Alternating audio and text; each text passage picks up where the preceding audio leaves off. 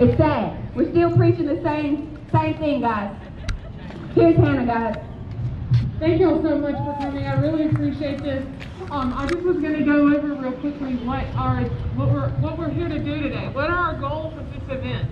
So I'm going to read to them real quickly about why did we have a unity march? Why are we having a community listening session, okay? So number one, we're creating a visual demonstration of unity in our fight against inequality and injustice in our systems of government.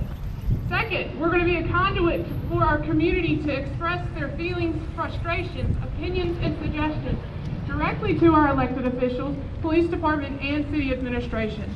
Our third goal is that we expect tangible strategies on how our systems of government will consider our suggestions to create change within their policies and procedures. We also expect more transparency, more accountability, and more communication from our systems of government. Okay, so I'm just going to go through real quickly what our agenda today is.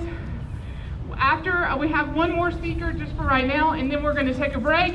We have plenty of water stations sitting around. Get you some water. And then if you want to speak, we're going to have an hour's worth of public comment. So we have enough for 30 people. If you go to that tent right there and sign up, you will have 2 minutes to express your feelings, your frustrations, your suggestions, whatever you want to express to our community. There are also comment cards. Write down your comments, write down your suggestions, write down your feelings and emotions, and we're going to submit them directly to the city. So we'll know we're not just here for unity, we're here for change. Yeah. Right? We're for change. Yeah. We're here because we want all injustice and all inequality in our community to stop. We recognize that there is systemic racism in this country. We're not going to stand for it anymore. And I'm going to use my voice as loud as I can. And all of us are going to try to use what little influence we have to make that change. Yeah. So thank y'all so much for coming. Get you a bottle of water. It's hot. We're going to be here for a few hours. I don't want everybody to wilt on me too quickly. But y'all just go get a drink of water, sign up to speak. And then before we do that, I'm so sorry. The Public Service Commissioner, Brandon Presley, wanted to say one thing just because he could not stay for the entire event. I'm going to take this mic off. Thank you all for coming out today, first and foremost. And as we stand together, we cannot any longer be a different person on Monday morning than we are on Sunday morning.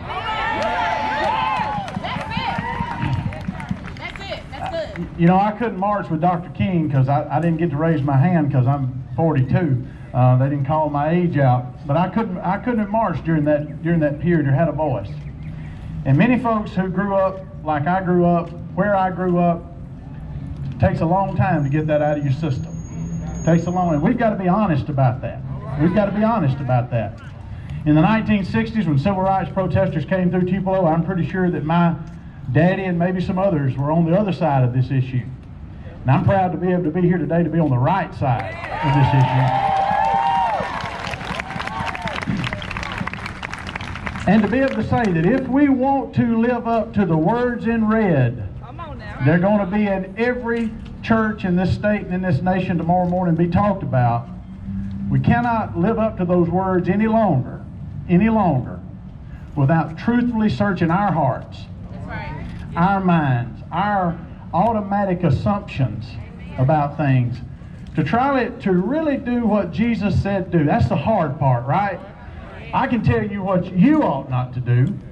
It's really hard to do what Jesus said to do and love one another. Not in a way in which I just say it, I love everybody, that sort of thing. But to truly do it. Before he passed the Civil Rights Act and the Voting Rights Act, President Lyndon Johnson said, I'm going to paraphrase it, that until opportunity is no longer concerned with a man's skin or a woman's skin, then emancipation will be a proclamation, but not a fact. Yep. And until we recognize and pull down deep in ourselves to find a better way to truly live up to the love that we're going to sit on the pew tomorrow and hear and put money in the plate to keep hearing, we're not going to live up to that. So thank you. God bless every one of you. I pray for everybody within our entire community as we move forward for change. It's going to take us get out of our comfort zone, right? Stepping out. Sweating a little bit on a Saturday to say that we want to live up to the real promise of this country. Thank you for letting me be with you today. Thank you, Commissioner Presley. Also, let's give him a big round of applause. He's fighting for broadband internet, high-speed internet for every Mississippian, and that's a fight worth fighting too. Thank you, Commissioner Presley. As Hannah said, we're going to take a little break. I did want to just briefly again say thank you for being here. Thank you for standing up for unity. Thank you for exercising your right to speak and be heard right here on the front porch of the city of Tupelo here at Fairpark. I also wanted you to know I'm not the only city official here. Our council president, she's recovering from surgery and she's here in the tent right behind you over here, but Council President Nettie Davis is here. Our community, let's give Miss Nettie a big round of applause. Our community outreach director is right here behind me somewhere. Marcus Gary is here. He's the first official in the history of the city of Tupelo whose job is to push for unity and push for inclusion, and I'm very proud of that. Tyson Quinn with Real Men Stand Up and Tupelo Park and Rec is here. The chairperson of our police advisory board is here. Mr. Bill Allen is here. And I'm proud that Tupelo has the first and I think only police advisory board in the state of Mississippi. So we're going to be here throughout the duration. You know, I want as many people as possible to speak. We're here to listen, and we're here to you know, try to help implement positive change to the best that we can. So thank you so much again for being here. As Hannah said, take a break, get some water, and then I guess she'll come back and tell us what to do. So thank you again, and again, God bless you, and I'll be here all day with you.